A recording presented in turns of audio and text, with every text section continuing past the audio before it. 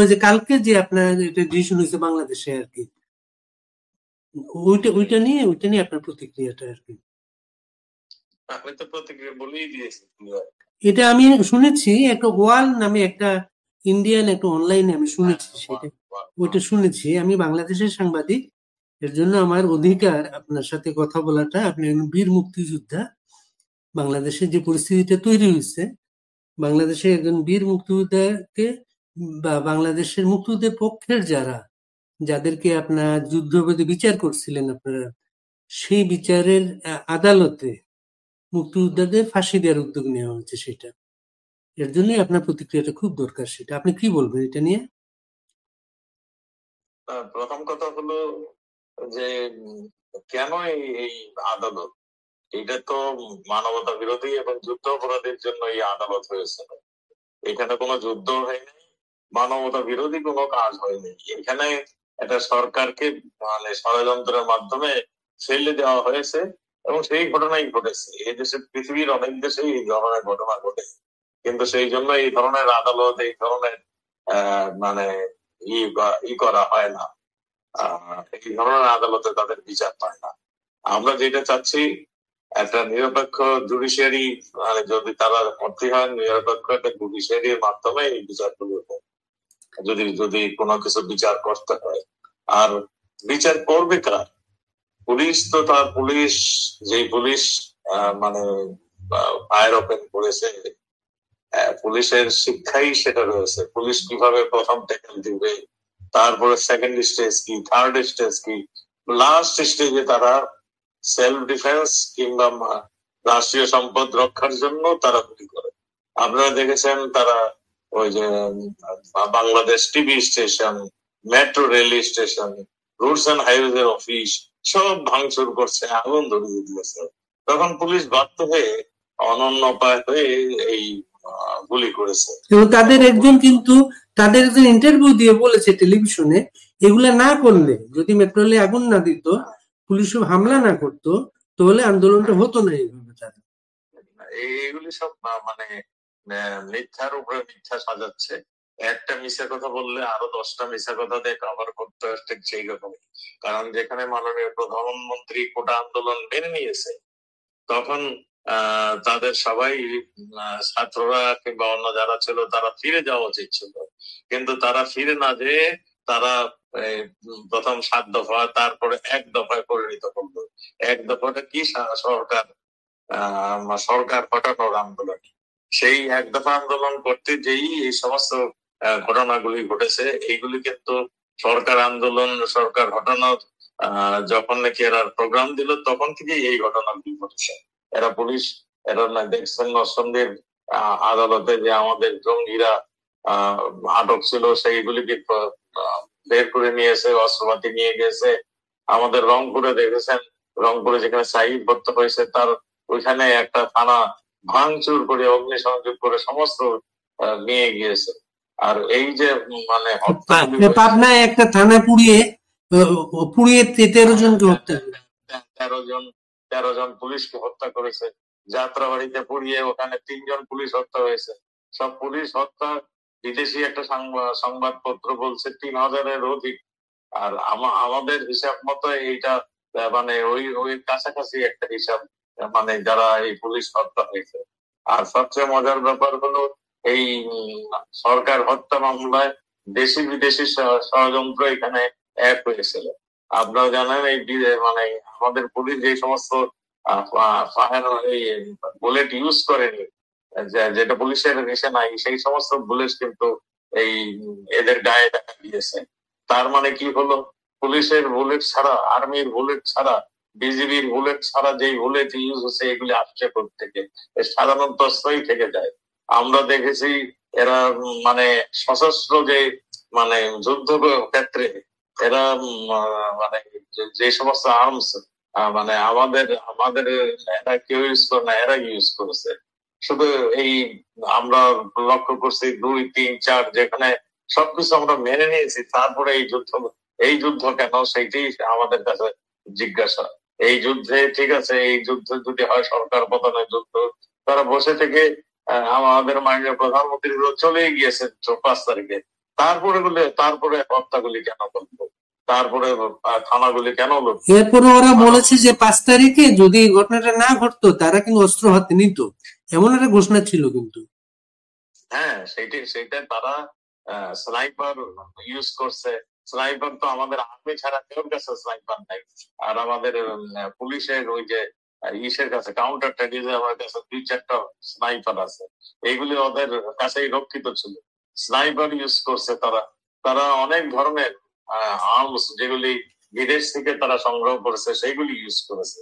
এবং এইগুলির পিছনে মানে ডক্টর ইউনূস তো সুন্দরভাবে বলেছে, এটা একদিনের না, একটা মেটিকুলাস প্ল্যান ছিল। শুধু একদিনের না, কয়েক বছরের একটা প্ল্যান ছিল। এই প্ল্যান তারা সুন্দরভাবে ম্যাটেরিয়ালাইজ করছে, বাস্তবায়ন করেছে। এটা তো মনে নিজের কথা। এবং ওখানে মনে পরিচয় করে দিয়েছে যে আমাদের নিষিদ্ধ জঙ্গি সংস্থা ছিল যে হিজবুত তাহরির, সেই তাহরির প্রধান তাহরির এক নেতা ছিল এই মাস্টার মাইন্ড, সেটাও তিনি বলে দিয়েছেন। আর একটা জিনিস দেখেছেন যে 5 তারিখে যখন নাকি মানে ফল হচ্ছে, তখন গিয়াসউদ্দিন মামুনের নেতৃত্বে যত টেরোরিস্ট ছিল, যত জঙ্গি ছিল, সব বের করে নিয়ে আসছে। তারা এখানে লুটপাট, মারধর, আওয়ামী লীগের লোকের সম্পদ লুট, মারধর, গাড়ি পোড়ানো, বাড়ি পোড়ানো, সব ধ্বংসলীলা করেছে। এবং সবচেয়ে হলো তারা এটাকে আবার এন্ডিমিনিটির মাধ্যমে এই এই সময়ের খুনগুলো, এই সময় হত্যাগুলো মাফ করে দিয়েছে। আমরা আমরা আমরা কথা বলতে, আমরা জানতে চাই যে বৈষম্য বিরোধী ছাত্রদের প্রতি আমি এইটুকু জানতে চাই, এইটুকু জিজ্ঞাসা করতে চাই, তারা বৈষম্য নিরসন করার জন্য যে আন্দোলন করেছিল, এখন তো তারা আরো মনে হয় 10 গুণ বৈষম্য তৈরি করেছে। এখানে কারের ইচ্ছা হলে তার বাড়িতে সামনে যেয়ে তাকে বলা হচ্ছে এই আওয়ামী লীগ, বাস তাকে ধরে নিয়ে পিটাতে পিটাতে তাকে মেরে ফেলছে কিংবা আদামরা করে ফেলছে। জনাব আসাদুজ্জামান কামাল, জনাব আপনি স্বরাষ্ট্রমন্ত্রী ছিলেন, বাংলাদেশ সরকার নিশ্চয় আপনার উপর আস্থা, 16 আনা আস্থা ছিল, দীর্ঘদিন ধরে আপনি স্বরাষ্ট্রমন্ত্রী ছিলেন। আপনার নেতৃত্বের পুলিশ, গোয়েন্দা সংস্থা এরা কি তাহলে ব্যর্থ হয়েছে আগাম তথ্য অন্যান্য অথবা এই ষড়যন্ত্রের সাথে তাদেরও কেউ কেউ জড়িত ছিল? অবশ্যই ছিল। আপনার আমাদের পুলিশ লাস্ট মুহূর্ত পর্যন্ত, মানে 5 তারিখ রাত্র পর্যন্ত তারা ফাইট করেছে।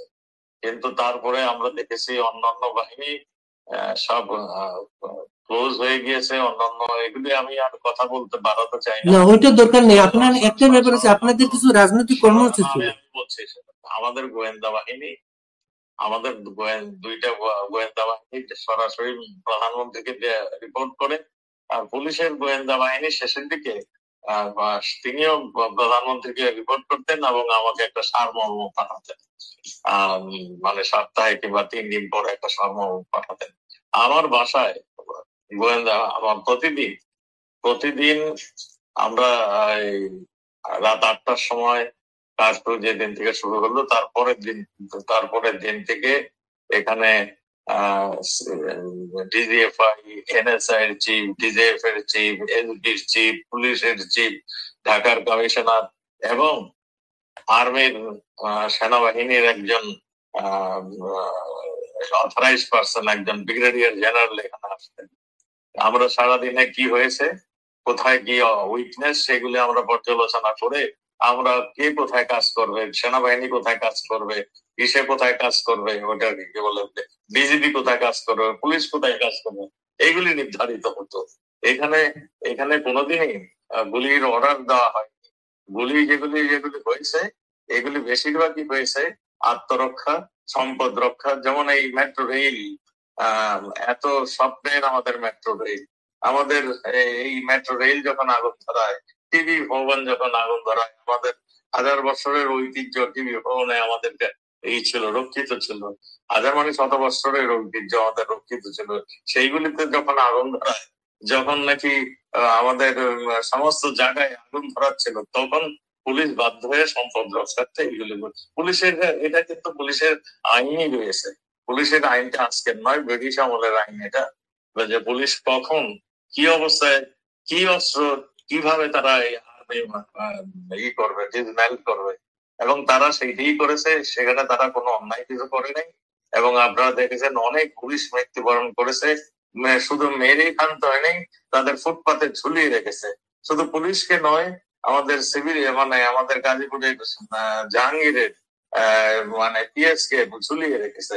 শুধু ঢাকায় যে ঝুলিয়ে রেখেছে তাই নয়, অন্য জায়গায় ঝুলিয়ে তাকে পিটিয়ে, আমি যে নৃশংসতা আমি সারা বাংলাদেশে দেখেছি, নৃশংসতা গুলো যেভাবে এরা নৃশংস ভাবে পিটিয়েছে মেয়েদের, মানে এমন শরীরের এমন কোন জায়গা নেই যেখানে কাটাকুটি না দেখছে। কাজে এই নৃশংসতা যদি মানে এই ইসে বলা হয় এটাকে বৈষম্য বিরোধী, তাহলে বৈষম্যটা কোথায় আমি সেইটাই জানতে চাই। আর যে সমস্ত বুলেট আমরা এই মৃত্যু ধারাতে পেয়েছি, এগুলি সবগুলো পুলিশে কিংবা আর্মির বুলেট নয়। এগুলি কোথা থেকে আসলো আজকে সেটা জানার বিষয় আসছে। আসাদুজ্জামান কামাল, একটা ব্যাপার হচ্ছে 3-4 তারিখে আপনার যেসব রাজনৈতিক কর্মসূচি ছিল সেগুলো কিন্তু স্থগিত করানো হয়েছিল। সে স্থগিত করানো হয়েছিল কি এই ষড়যন্ত্রের একটা অংশ, যে আপনার রাজনৈতিক ভাবে মাঠে থাকবেন না, আমরা ম্যানেজ করবো? এটা মাননীয় প্রধানমন্ত্রী সবার সঙ্গে পরামর্শ করেই করেছেন। এটা এটা আমি এখানে কিছু আমার উপরে যা হুকুম হয়েছে আমি তাই করছি। না, আমি তাহলে একটা বিষয় জানতে চাই, ধরেন এই ধরে আপনাদের বিরুদ্ধে একটা তদন্ত চলছে, নানা কিছু চলছে, কোর্টকে লাইভ সম্প্রচার করা হয়েছে, বাংলাদেশের ইতিহাসে এই প্রথম লাইভ সম্প্রচার করা হয়েছে, এবং সেখানে একটা বিচারে তো দুই পক্ষ থাকবে, বাদী রাষ্ট্রপক্ষ, বাদী বিবাদী, দুই পক্ষ থাকবে, মানে এক পক্ষ ছিল, দুই পক্ষ ছিল না। এই বিষয়টা কিভাবে বলবেন আপনি? আমি সবসময় বলি আমাদের জুডিশিয়ারি শেষ হয়ে গিয়েছে, আমাদের নিরাপত্তা মানে পাবলিক নিরাপত্তা সিকিউরিটি সেটাও শেষ হয়ে গিয়েছে। রাত 8টার পরে কেউ বেরোতে চায় না বাসা থেকে, আমরা সবাই শঙ্কিত থাকি। আর জুডিশিয়ারি আমাদের যত হাজার হাজার নেতা কর্মী, আমাদের এখন পুলিশে আমাদের জেলখানার ক্যাপাসিটি হলো 80,000 প্লাস, আমাদের ক্যাপাসিটি সেখানে আছে 1,26,000। এবং আমি মনে করি এইরকম যেরকম ভাবে চলছে এটা অচিরেই এটা 2 লাখের কাছাকাছি চলে যাবে। এরা যেভাবে অ্যারেস্ট করছে, কেউকে জামিন দিচ্ছে না।